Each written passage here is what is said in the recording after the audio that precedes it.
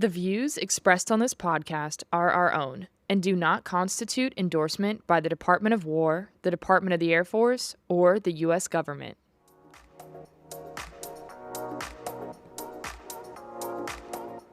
Bring us her triumphs, her challenges, her legacy. Bring Us Women, a podcast brought to you by Isabella Horning and Ali Fazzo.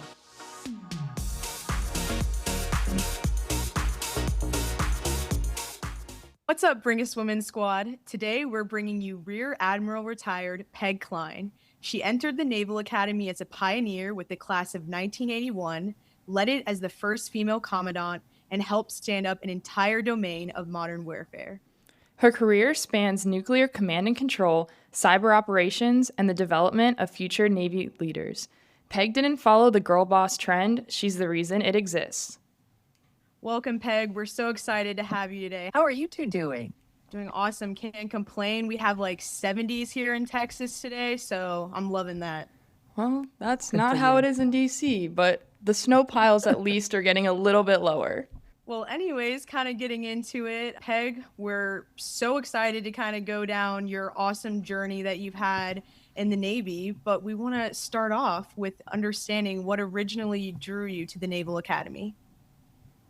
My dad was in the Navy Reserves, and he started out in the Army Reserves, transitioned to the Navy Reserves, and he bled blue and gold. I mean, he was just Navy everything. He was much more the cheerleader. I didn't get that in my DNA, but he had his private pilot's license, and I was the oldest of four girls, so whenever he would go flying, I got to go with him.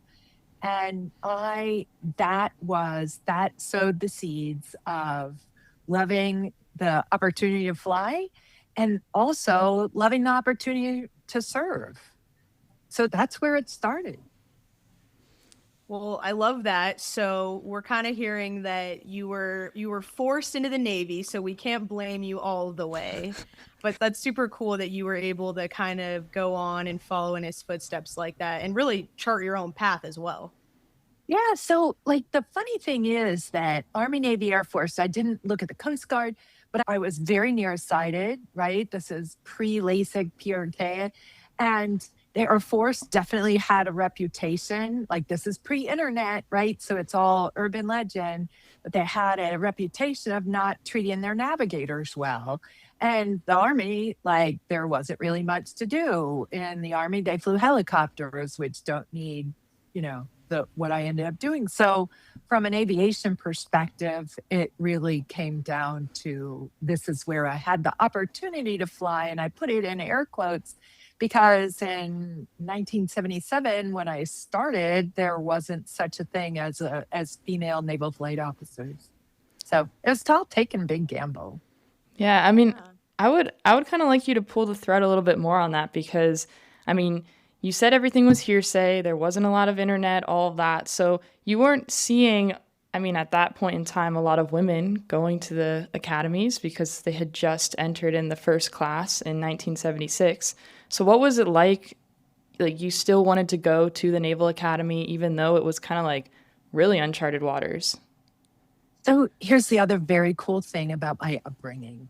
My parents, both mom and dad, like I loved what dad did and, flying, and he was entrepreneurial, and my mom was part of the family business, and like they never put any limits on me.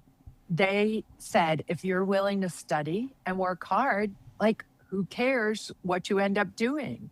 But my parents both were like, there were no stereotypes. There were no, you can't do this. Yeah, that hasn't opened up for women yet. They were like, my dad and mom both were like, hey, if this is what you think you want to do, give it a try. And they were fully supportive. Wow, thanks mom and dad for that. That's awesome. Yeah, I know. Well, could you tell us a little bit about what it was like being a part of the second class of women at the Naval Academy? So in Peg's opinion, it was much better than being part of the first class because they took all the press, all the interviews. Everybody wanted to talk to class of 80. And I was very happy to just be a midshipman, like as if that's not hard enough, right? I was so happy to not be in the limelight. And boy, I tell you, that strategy, worked really well for me, till I got to be commandant. And then I was not so much flying under the radar. But for whatever, 25 years, 30 years almost, it worked really well to just kind of fly, like drafting. If you're a bicyclist, we were just drafting behind the women in the class of 80 and some of their male classmates. Like we were drafting behind them too, because many of them were fans, not as vocal as we'd have liked them to be, but they were fans. That's cool. With your impressive record, I have a hard time believing that you were just drafting. But tell us kind of like, what was the breakdown of your friend group? Were you friends with a lot of the girls, or was it mostly guys? How did that look? So I think it changed over our 4 years. Plebe year, my roommate and my roommate and I were good friends, and we were good friends with a couple women from another company. And I feel like we sang in the choir on Sunday morning, even though most of us couldn't really sing. But you got to get out of the hall for an extra few minutes. And so that was great. And then I don't know, I know Colorado Springs pretty well, but at the Naval Academy, we had Sunday mornings, we could go to brunch. It must have been, sophomore year, youngster year. But a bunch of the women loved going to brunch. And so we'd go do those things in women group. But I had a lot of male friends. And I think that I stayed in touch with as many men as I did with women. Now, the men are 90% of the class, so maybe percentage-wise it doesn't match up. But I have a bunch of friends, men, who I've stayed in touch with and have been lifelong friends, especially because I stayed in for so long.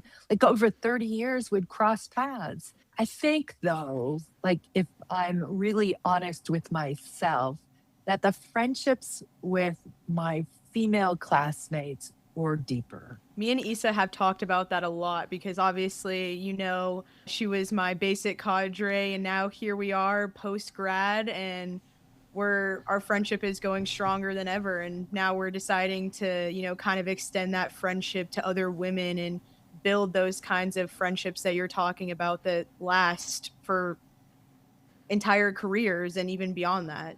So I think that's truly special. I think relationships are what makes the service, one of the things that make the Service Academy so special, because you spend 4 years together doing ridiculous things that nobody in any other college would ever when you tell them about it, they're like, it's kind of crazy. So I think all those relationships are really important. Oh, I couldn't agree more with you. And I think not even the service academies, but just the services in general, even. Because even now, I mean, I've been in for almost 4 years now. And the friends that I've made even post the academy are just as special because of going through Intel school together. Or even I met a new friend a couple weeks ago on a TDY, and we were just, going through the suck together of exercise and all that. And now I have another friend, and that's super cool that the Air Force keeps giving me these relationships that, of course, you have to take advantage of and put in the work and continue to stay friends. But it's really cool that we have these opportunities to do that. And I do think the services, I agree with you that it's not just Service Academy. It's the services help us do that, right? They move you around, they send you to schools, they mix you up all the time. But because we are inside each service, we are so team oriented. I think that causes the services to pick people who value teamwork and camaraderie. And then it causes you to spend more time breeding more camaraderie. Absolutely. Well, kind of coming back full circle, you talked about how you attended the Naval Academy, and then all of a sudden one day you find yourself becoming the Commandant of the Naval Academy.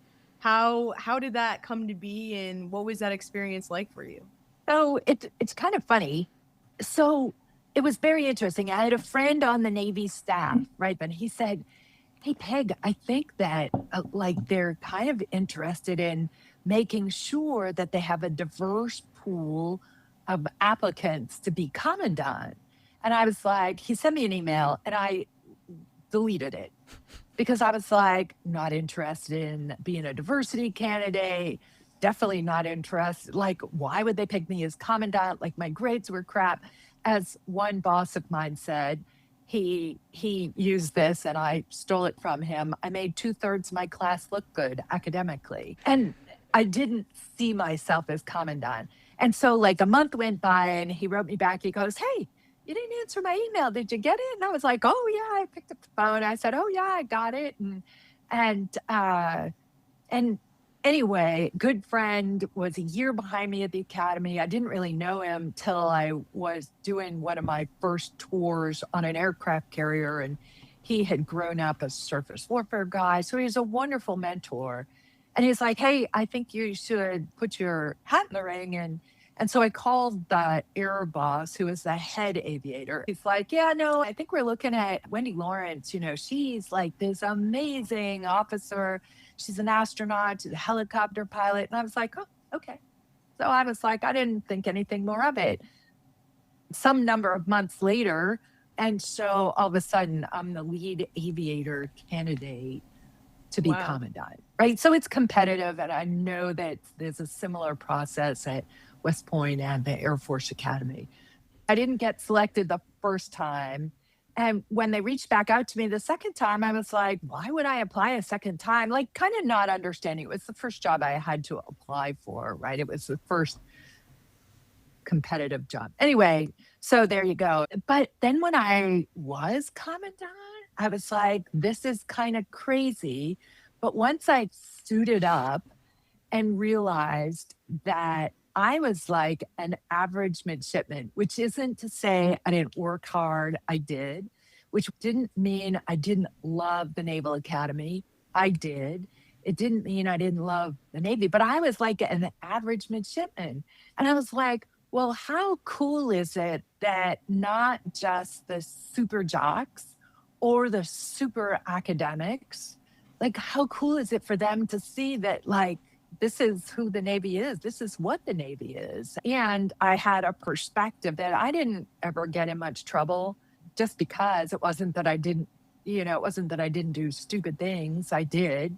So I understood what it was like to have to work hard at the Naval Academy to just get through. And I was like, well, that's kind of cool. Like, that the commandant isn't somebody who was like number one in their class or, academically, athletically. I felt like my moral compass is what got me through. And I thought, well, that could make me a good commandant. So that's it. Oh, and I'm sure that made you an excellent commandant. But I do want to go back on something that you said, how you originally deleted that email because you didn't want to be a diversity hire or any kind of candidate like that. So how did you navigate being still recognized as the first female commandant while also wanting to be valued for holding the position based on your qualifications, based on your moral compass, because you would make an excellent commandant? Right. Any job I took, I felt like I needed to be qualified to do the job. And to that point, I'd done whatever hard job the Navy threw at me. As a matter of fact, I left duty at sea on a carrier to go be commandant. And so I felt like, except for the fact that I did nuclear deterrence as our warfare specialty, my record was as competitive as anybody else's. So I think the way I navigated, I had a lot of mentoring from the superintendent. He's like, I chose you and I didn't choose you because you were a diverse candidate. I chose you because you stood up head and shoulders above everybody else I interviewed. And so it was his support, plus a couple of my other mentors who were super supportive and made sure that when I was talking to alumni who really didn't believe, regardless of what I said, regardless of what the superintendent said, didn't believe that they assumed I was a diversity candidate. And so I had, I had my team of people who would go out and speak on my behalf, and that made all the difference too. I think that's super important. I know that you've done a lot of work on ethics and culture. And I think having that chain of command behind you, especially other males and females that are backing you and supporting you and not letting you live out that imposter syndrome, feeling that you're in a position that you're not qualified for, that maybe it wasn't for the reasons that you wanted to be picked for the position, but having that kind of support behind you really makes all the difference. And I think that that's really cool to hear that back then there was people that were willing to do that for you. Yeah. I would say that was the outward facing part. Inwardly, I still had doubts. I absolutely had doubts. I was like, yeah, that's what he's saying. And I appreciate his support, his public support for me. And he gave me his private support too, but it wasn't without some inner doubts from time to time. But to do the job, you kind of have to move on and get going and work on the job and get out of your own head and just push forward. So It is. No, absolutely. Well, first impressions matter, especially to the people that you're leading. So when you did step into that position, how did you handle first impressions on the entire brigade of midshipmen? Yeah, I remembered what it was like. Like, I remember seeing the commandant, right? And they looked the part, like, which is to say they wore their uniform neatly. So we adopted habits. Our quarters were on the Naval Academy grounds, and probably like the Air Force Academy, they do tours. And so every day there was a tour bus outside my house kind of pointing at the new fishbowl, right? And so like I never left the house in sweats, right? And like I never left the house in sweats. As a matter of fact, I never came downstairs in sweats. And then when I was over in my office or reviewing a formation, doing anything, I was like, game face on, game face on. And when I say that, I don't mean that I was not authentic. I was like, when I'd sit down and talk to midshipmen, right? Because the midshipmen, I'm sure it's this way for you all. Like, I would see some of the leadership team, and those are always amazing conversations. But a lot of my time with midshipmen was spent on the people who, like, they couldn't resolve their honor or discipline problem below me. So I got to see them. And so those were always really meaningful conversations where I didn't have to get out of my own head. I was there for that midshipman to try to, first of all, tell, like, do they really want to be here? Are they really willing to do the work that they need to do to overcome whatever deficiency they had? And that's my decision. That was my recommendation to the superintendent. The superintendent made the final call, but I felt I owed those midshipmen, especially the one-on-ones we had. I owed them like every amount of energy that I could give them. So, so it was very specific to the situation. Like, if I'm talking to a group of a crusty alumni and, I know that they're like, oh, she's just a woman. She never flew in combat, a million and one reasons why I was not their pick.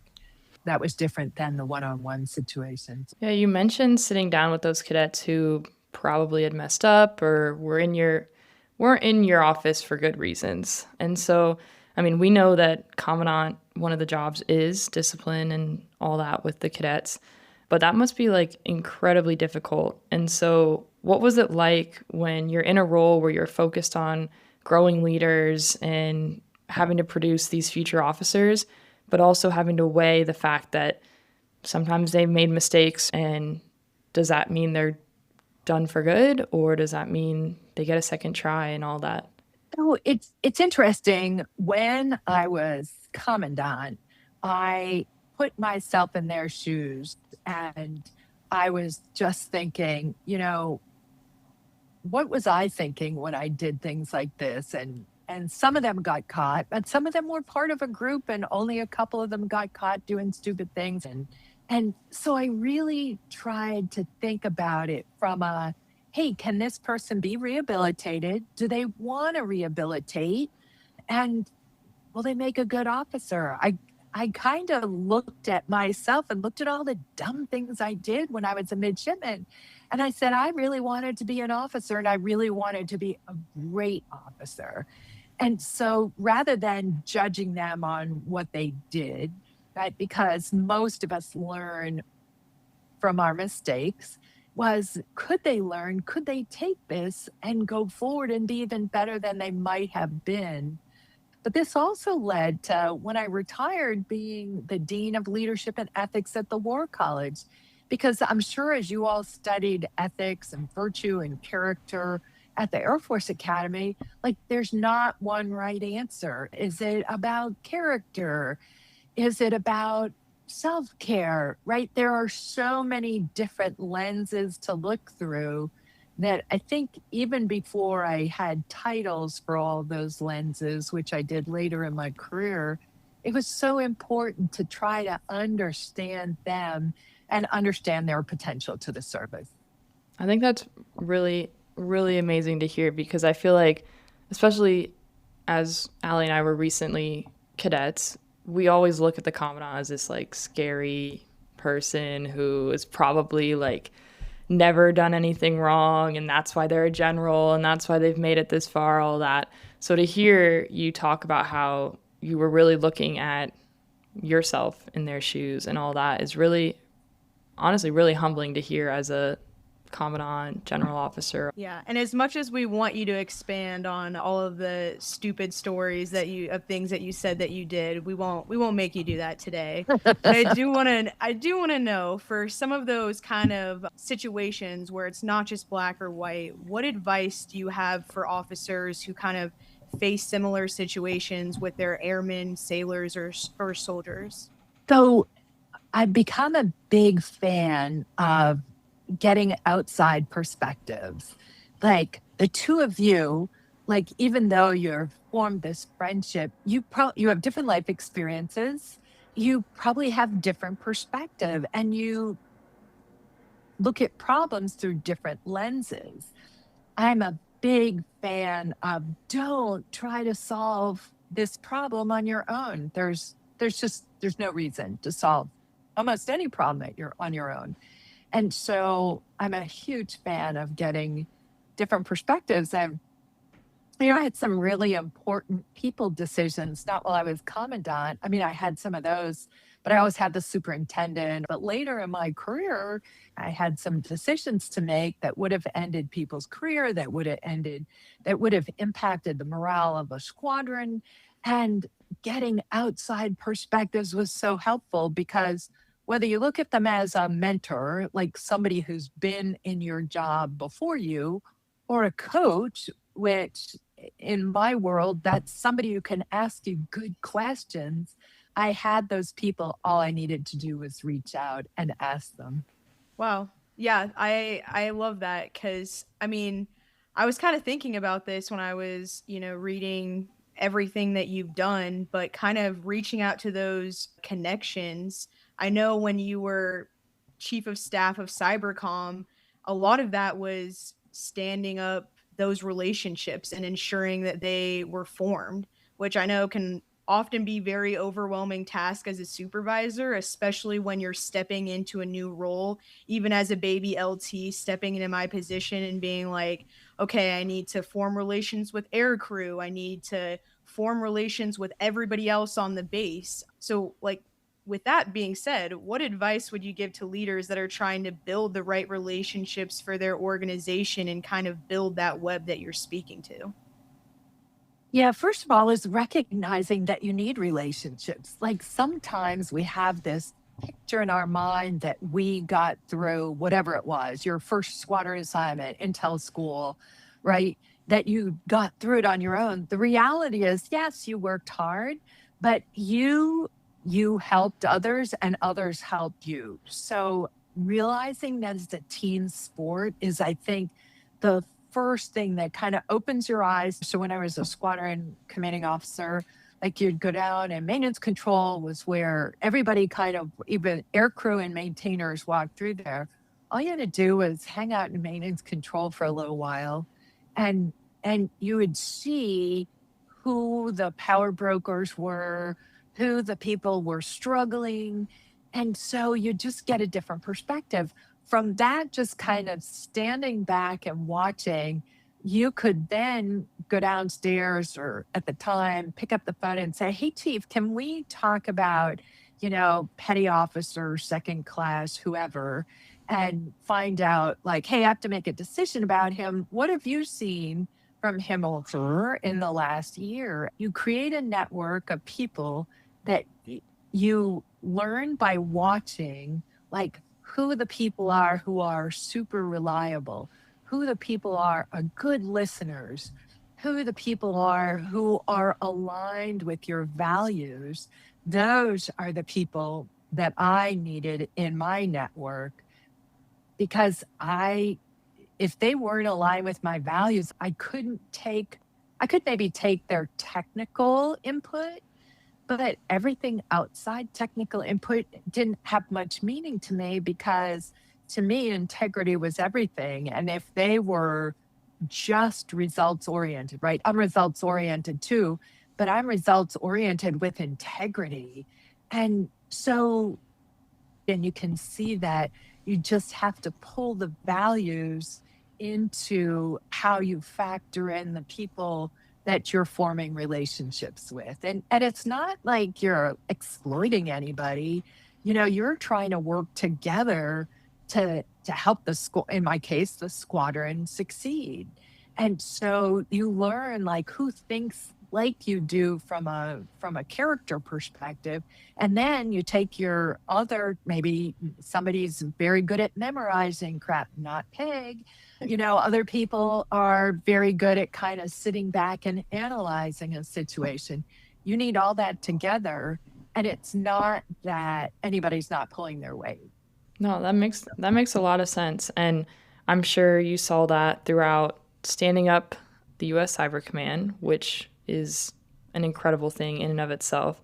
Can you talk about that a little bit more and what it was like to build up a new domain of warfare? Yeah. So as you've heard me talk, right, I see the world through relationships. And so what I saw at Cyber Command, I got there 1 year after it was established. But that's like saying, oh, it's a fully formed adult at age 1, right? It was Yeah, it was a toddler. I It think was we see that with the absolutely Space Force right now. It's still right. going through its toddler phases. Yeah. And so Cyber Command was absolutely a toddler organizationally.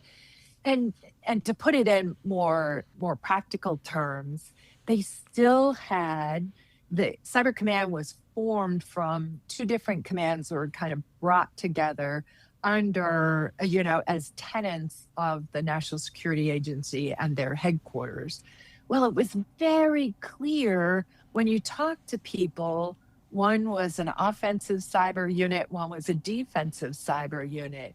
And very few people on either side of the fence saw the value in working together as Cyber Command. They were like, we don't need to work with those offense guys. We do good defense. And you're like, pick a sport, and nobody would ever say that, right? Nobody would ever say that. You may have some rivalries, offense and defense, but their cultures were so segregated. And that, I can't say that I put a process in place to fix that, but recognizing it and then stitching it together wherever you could, making people work together, like picking a team that had offense and defense on it, whatever the project was, right? So if there's a project and we're standing up teams, which was one of the things that we did while I was there, you pick people from offense and defense and you bring them together. So they have to work together. And so little by little, right, you're stitching the organizations together. So at some point they'll have worked together more than they'll have worked separately. But those were some of the things that were huge challenges back then, because you can have great technology, but if you don't have people who understand the technology and will work together, kind of doesn't matter what technology you have. In Peg's opinion. No, I love that opinion because I think that oftentimes like we're so mission focused or like we're so end state capability, technology, whatever it may be, that like we lose the relationship part of the service or the job, or that it's the person behind whatever it is that's happening. And so it's really cool to hear you talk about how throughout your time from midshipman to cyber command, like relationships mattered the entire way Yeah. through. I'll give you one caution. I know that that is my bias. I default to looking at, when I start looking at a problem, I default to looking at relationships. I have to work with people who are more technically focused, who have different biases.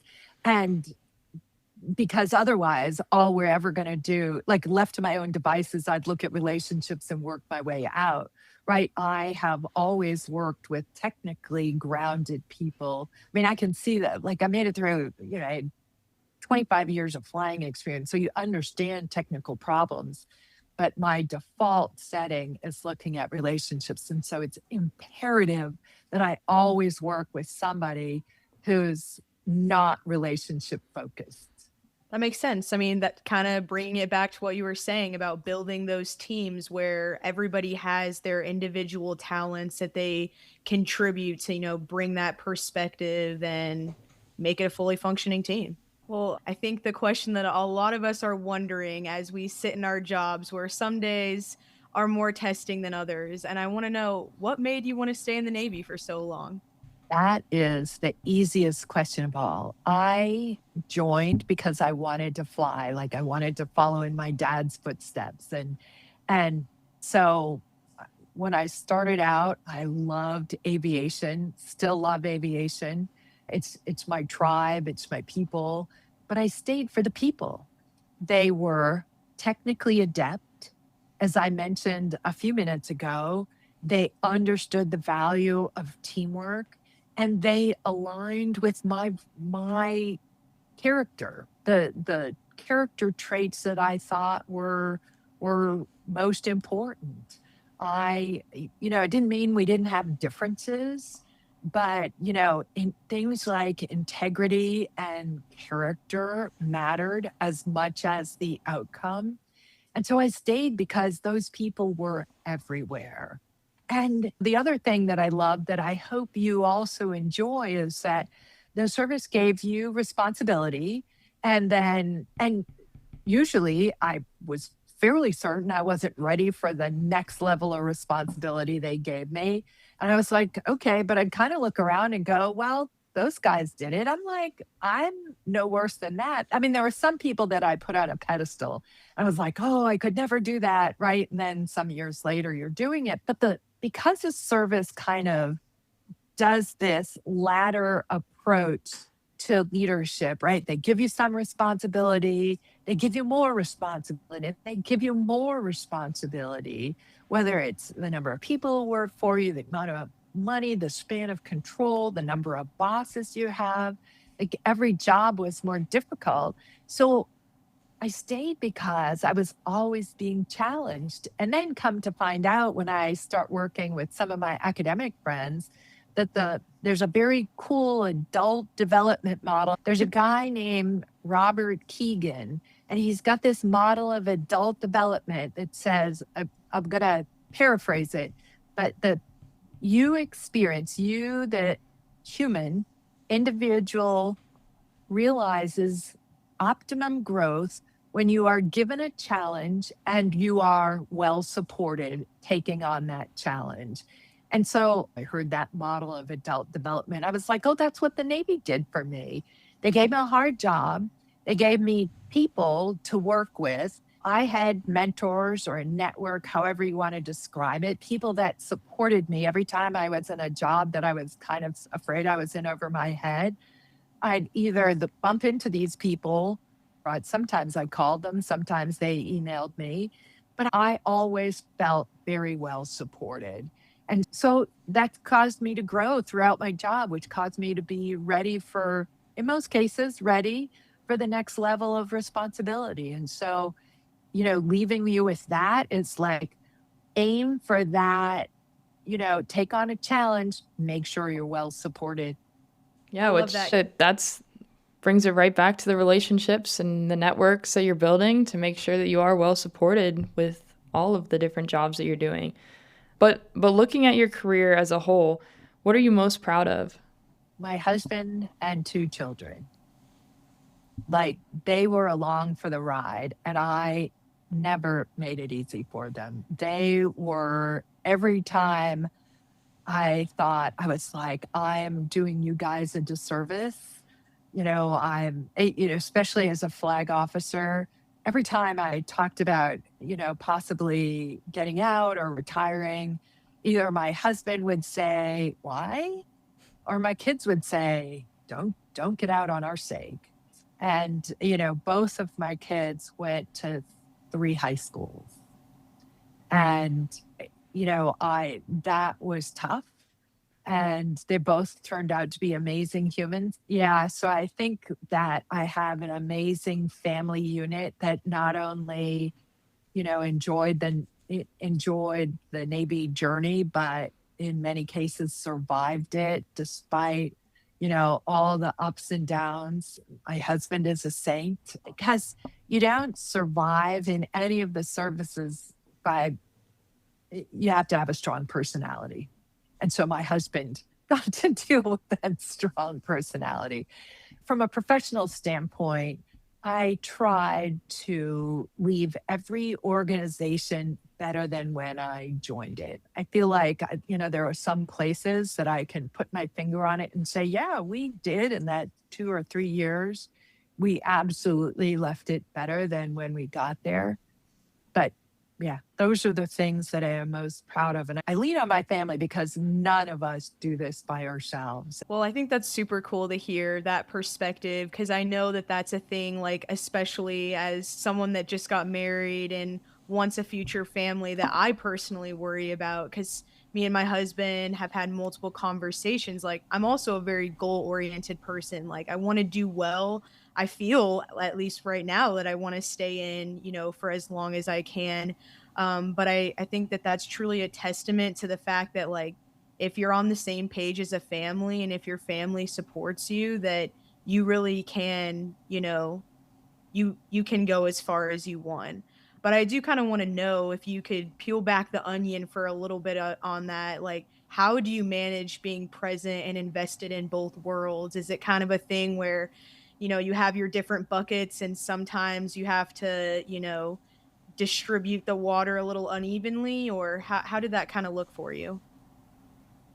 Yeah, that there were plenty of times when I was contributing unevenly to each of the buckets. If the buckets are, family and work. So the way we thought about ours, my husband and I, right, because the Navy goes to sea or, sea duty, right? My husband and I try in the first 20 years when we were both in, we alternated who was on sea duty.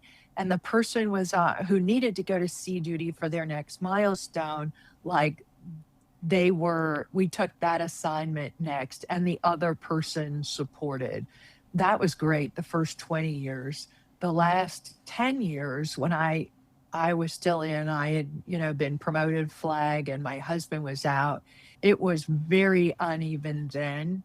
And so now I try to make up for it. The way I think about it, every day, you're not going to be able to balance every day. So you have to kind of look at it from a macro perspective and say, this year it's my turn to do career things. And next year I'll be the person that comes home first, makes dinner, does the grocery shopping. But, you have to take turn, but you have to look at it on a macro perspective. And you have to agree what's fair. Right? If you don't have the same sight picture of what's fair, none of this works. Something that I'm gonna take with me because we're always learning as we go. But I appreciate your perspective on that. And kind of talking about that perspective as well, we know that you focused and spent a lot of your career on ethics, as we kind of discussed a little bit earlier. But why is ethics a core leadership competency? I'll go back to some of my heroes from when I was a midshipman. And our superintendent had Admiral Bill Lawrence, had been a prisoner of war for 7 or more years. Admiral James Stockdale, also a prisoner of war. And, Mhm. and he and his wife have written 4 books. The way they survived not just the adversity of combat was not their technical expertise. They applied everything they had to every combat sortie and then to their time as prisoners of war, which kept, the multi-services who were in the Hanoi Hilton, to keep the cohesion in that group while people are being tortured. Like, there's no way they would have passed that test just with technical skills. The skills that are, well, I'll keep it cyber focused. You can imagine a world where if you just have technical skills and you don't have the ethics behind it, then how do you rely on that person's decision making? Right? I feel like it was Aristotle, but also some newer authors have talked about moral muscle memory. And just like you build physical muscle memory, you don't just go to the gym the first time and lift 300 pounds, right? The same thing applies to moral muscle memory. You have to practice it, like I'd say daily. You have to practice it so that you practice on small decisions. You build up so that when tested, right? Because you don't get to decide when you're going to be tested. Unlike the gym, when you have somebody or a schedule, like you don't know when you're going to be tested. You don't know when you're going to run into a problem. None of us know when we're going to be tested. And so we have to earn that trust by being ready for the test. Man. Absolutely. Well, kind of along those same lines, do you have any, like, aside from just working on it in your everyday life and trying to apply ethics and practicing that, do you have any resources or books or anything that you recommend that young officers, young leaders can use to try to prep themselves for those big moments? Yeah, there's some great books out there. And one of my favorite books that it's an easy read. There's 2 books that are easy reads. First of all, The Honest Truth About Dishonesty is a great read, and it's an easy read, and it helps you understand like how people behave. And the premise of the book is that everybody has a fudge factor, and there are guardrails you can put in place to reduce your fudge factor. The other book that's got a more military context is Admiral Stockdale wrote The Philosophical Thoughts of a Fighter Pilot. And, there's 2 words you don't expect to see together, right? Philosopher and fighter pilot, at least not in the Navy. And it's amazing because he pulls philosophy in. I mean, he was an amazing human. He was a senior officer in the Hanoi Hilton for for the entire time he was a captive, a prisoner of war. And he went to some amazing lengths. So I'd say there are probably other books out there about how Vietnam era prisoners of war didn't just survive, but they kept a cohesive team together and supported each other.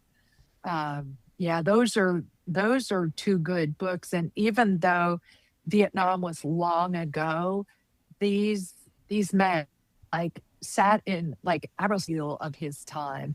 And so, luckily for us, they wrote about their experiences as did others.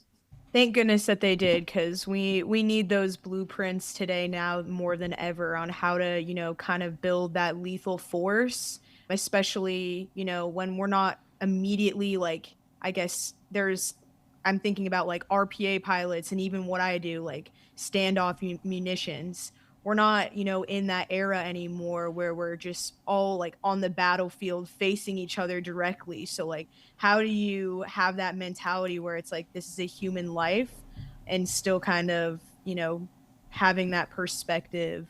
But I am kind of curious too, so kind of tying your suggestions in with also what you teach your students. We know that you're the Dean of Leadership and Ethics at the U.S. Naval War College. Oh, I us. was. Sorry, I was. was. I was You the dean, yes. were. Sorry. What what kind of leadership lessons do you feel took you the longest to learn that maybe you kind of try to give them the cheat codes to and help them out to learn a little bit earlier on before they start their careers or as they're starting their careers? Yeah, one of the things that I didn't really understand, or it wasn't crystal clear for me, was something that General Dempsey was a big proponent of when he was chairman of the Joint Chiefs, so 2014 timeframe. And General Dempsey wrote prolifically about the profession of arms.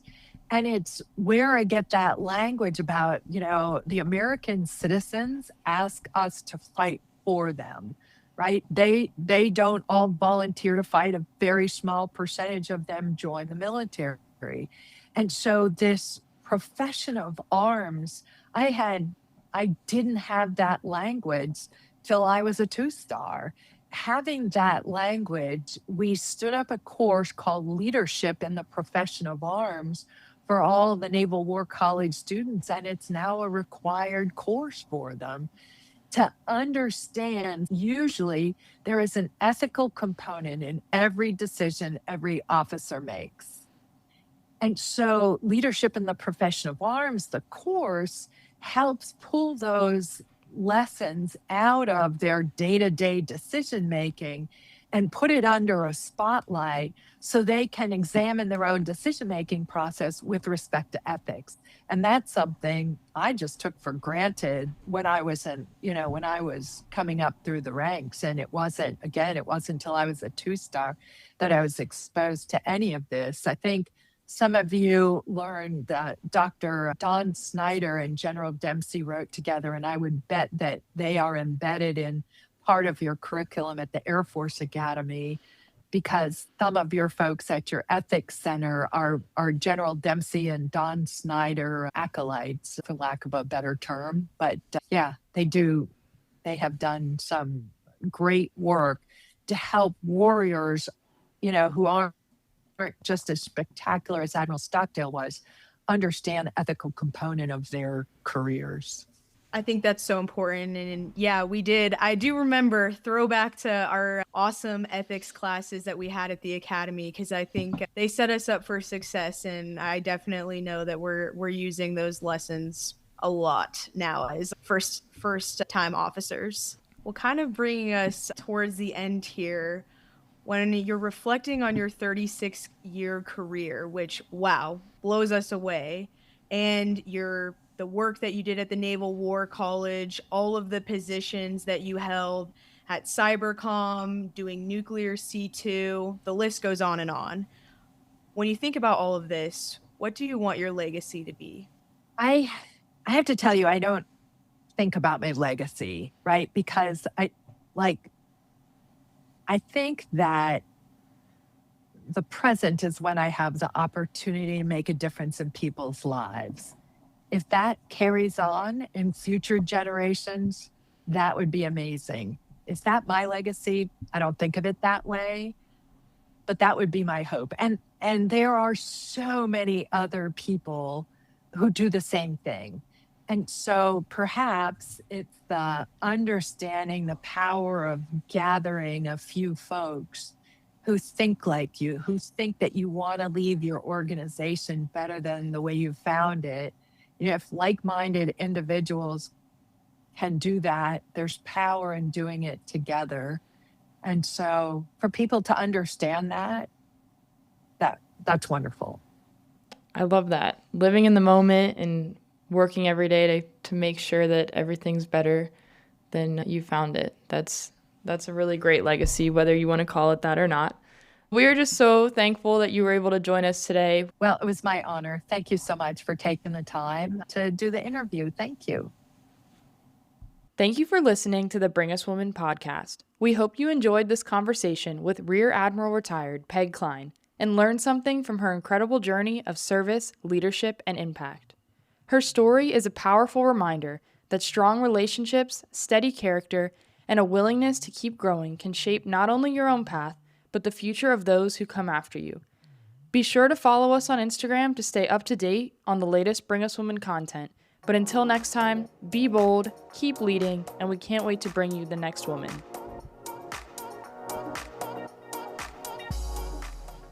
The views expressed on this podcast are our own and do not constitute endorsement by the Department of War, the Department of the Air Force, or the U.S. government.